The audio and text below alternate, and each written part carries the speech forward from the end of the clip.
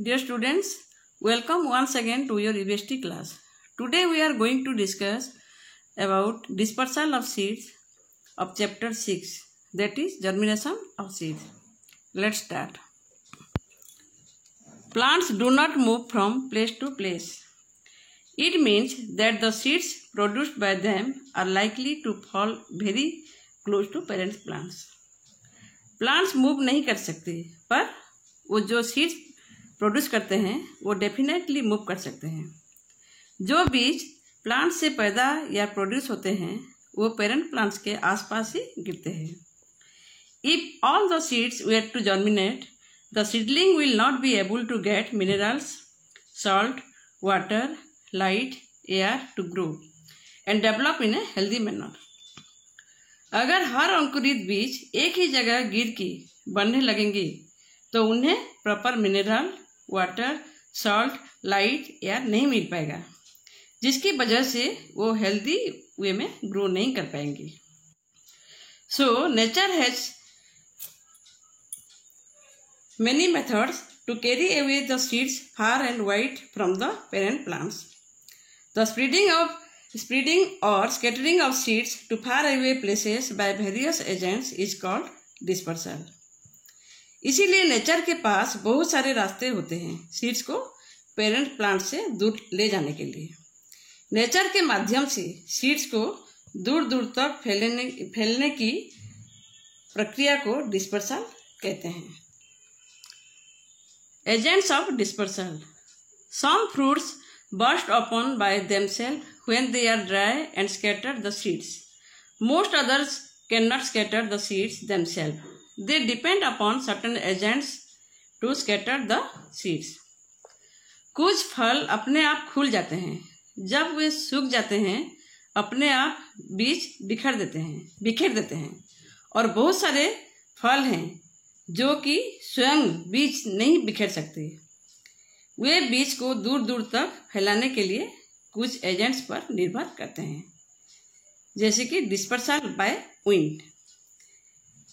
Seeds that are dispersed by the wind have certain special properties. They are weightless, winged और hairy.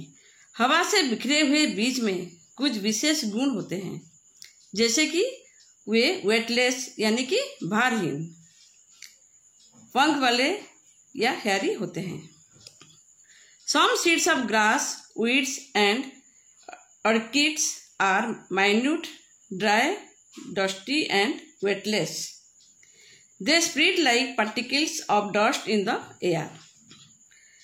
Grass, weeds और orchid के कुछ बीज minute मतलब very small, dry और weightless होते हैं।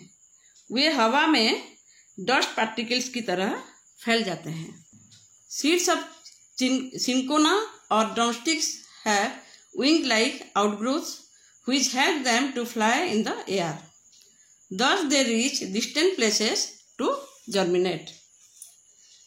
सिंकोना या ड्रमस्टिक के बीजों में पंख जैसे ग्रोथ होते हैं जो उन्हें हवा में उड़ने में मदद करते हैं, इसीलिए वे दूर दूर तक जर्मिनेट के लिए जा पाते हैं। Other seeds like that of silk, cotton and milkweed have fluffy hair. When the fruit bursts upon the seeds float in air and are carried far away.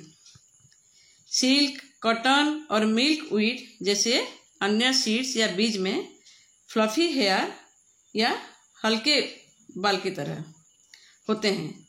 जब फ्रूट्स बर्स्ट हो जाते हैं या फट जाते हैं तो हवा सीड्स को क्या करता है, बहुत दूर दूर तक ले जाता है।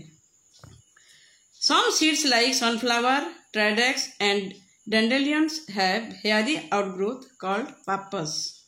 The pappus opens like an umbrella and helps the seed to float.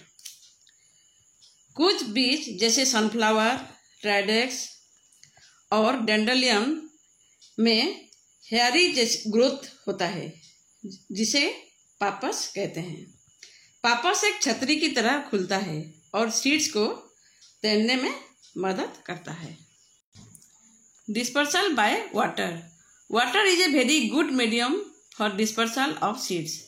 Seeds and fruits which get dispersed by water are very light and sometimes spongy. Seed dispersal के लिए पानी एक अच्छा माध्यम है। जो बीज या फल बहुत हल्के होते हैं और स्पंजी होते हैं वो पानी से फैल जाते हैं। A coconut seed is very light.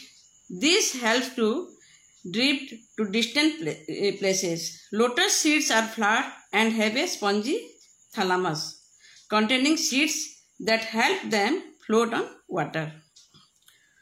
Coconut seed बहुत हल्के होते हैं, इसीलिए उसे दूर ले जाने में पानी हेल्प करता है। लोटस के बीज फ्लैट और स्पंजी थैलामस होता है जिसमें सीड्स होते हैं जो कि उन्हें तैरने में मदद करते हैं। So students, in the next class we will discuss about dispersal by humans and animals. Thank you.